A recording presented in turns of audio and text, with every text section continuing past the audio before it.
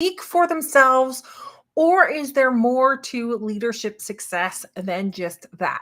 Now, if you are a woman in leadership and you're struggling with figuring out why you're stuck at a certain level in your career and you don't seem to keep progressing or getting that promotion while you're watching your junior colleagues kind of be promoted out and above you, or maybe you're just kind of tired of watching those that are promoted and you're like, "Oh, I am more credible, I've got more expertise and more knowledge, etc., and yet I'm still kind of stuck in this role that I'm in right now," then you want to pay attention to today, because I'm going to share with you exactly what's going on, but also how or what you can do to start increasing the opportunities for yourself to be promoted, or even increase the opportunities for yourself in order to move into a new role that is not a horizontal move, even if you were going to another company in another role.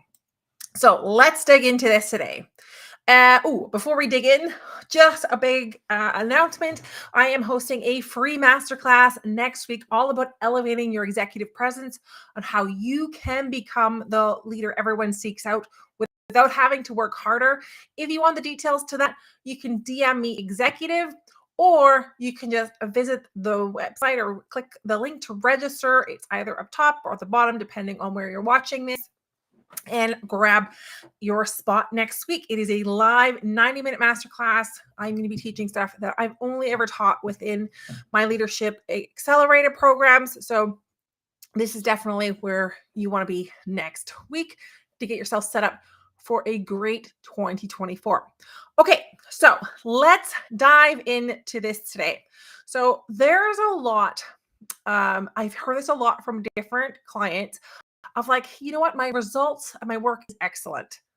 But it just because you've got great results, you've got great achievements, doesn't mean that's all that you need in order to succeed. And look, I get it, right? We've grown up hearing about we have to work hard, how we have to make sure that we are, or if we work hard, we'll be successful. And as girls, especially, we've been told over and over that we need to be nice, we want to be humble, so we don't want to be braggy. So it's really understandable when you think, well, okay, well, my work, my results should speak for themselves. Except it doesn't. Let's have a reality check here. The merit, your achievements, your results alone often go unnoticed. Now, I want to give you an example. So think about India Noyi. She's a former CEO of PepsiCo. And her success wasn't just due to her undeniable talent and hard work. It was also her executive presence, her ability to communicate, to command respect, and inspire others. That amplified her achievements and results act needed to lead. So how can you, just like Indra, ensure that your work doesn't just speak for itself, but stands out, that gets you the opportunities for promotion, that gets you the opportunities for those stretch assignments? So here's what I want you to do. And we're just going to cover 5 really simple and easy ones to try out and to practice. And if you want more details, I strongly suggest to dive into my masterclass next week. So make sure you register for that. So here's what you need to do when it comes to executive presence, because it's together with executive presence as well as your achievements and results, that is going to move the needle for you in terms of your career advancement, in terms of your leadership, and in terms of moving towards that role in that position that you are excited about and really can be successful in. So here's what the steps. Number 1 is to cultivate a powerful executive presence. So develop for yourself that, not necessarily even a persona, but just how can you convey confidence and competence? Because oftentimes, if you're kind of like, you know what, I'm just going to sit back and wait for those results, they'll speak for themselves. I don't need to talk up about it. It demonstrates a lack of confidence in your own abilities. So first of all, that first step, cultivate a powerful presence, is all about how can you exude confidence and competence at the same time, so that others around you begin to recognize that, but also because you have that presence of confidence and competence, you get listened to, you get asked, you get sought out for specific opportunities to take part in strategy and decision making. Number 2, master the arts of communication. Now, this is a way of discovering how to articulate your ideas and achievements in a compelling manner, not just data and facts and analysis, but you also need to have more a depth in your communication so that you can adapt to specific styles of communication for different people, as well as reaching them in a way that is below their awareness. Number 3, build a strategic network. Now, before you think, oh my God, I've got a network. Yes, and networking does not need to be heavy or icky. What you want to look at when you're doing this strategically is you're creating connections that can help you amplify your work and your worth. This can also help you in terms of securing additional resources for your team. Maybe this is in creating a network of mentors for yourself, but also champions, those who will speak up for you when you're not in the room.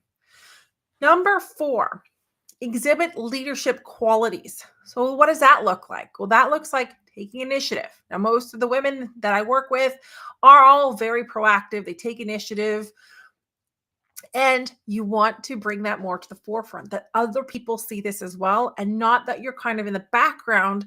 You're proactively cleaning stuff up, but no one's actually noticing. And if that's the case, maybe you're concentrating on the wrong things. So what kind of a leadership qualities should you be demonstrating? Initiative, decisiveness, also the ability to inspire and lead your team.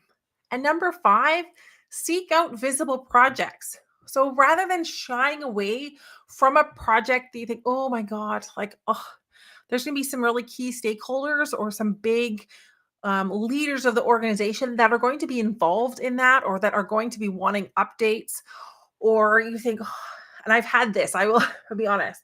When I was working with the top executive teams within Philips Lighting, all of a sudden I'm like, oh, I don't really want to take on that project because so-and-so, another leader, someone that you really looked up to, was going to be a key stakeholder. And I thought, oh, what if I screw up?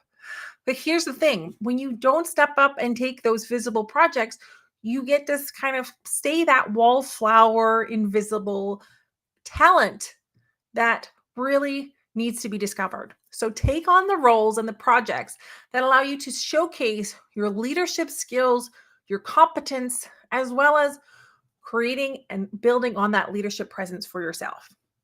So there you have it, 5 steps for you to take in order to stop allowing just your work to speak for itself and hoping and praying that someone is going to notice.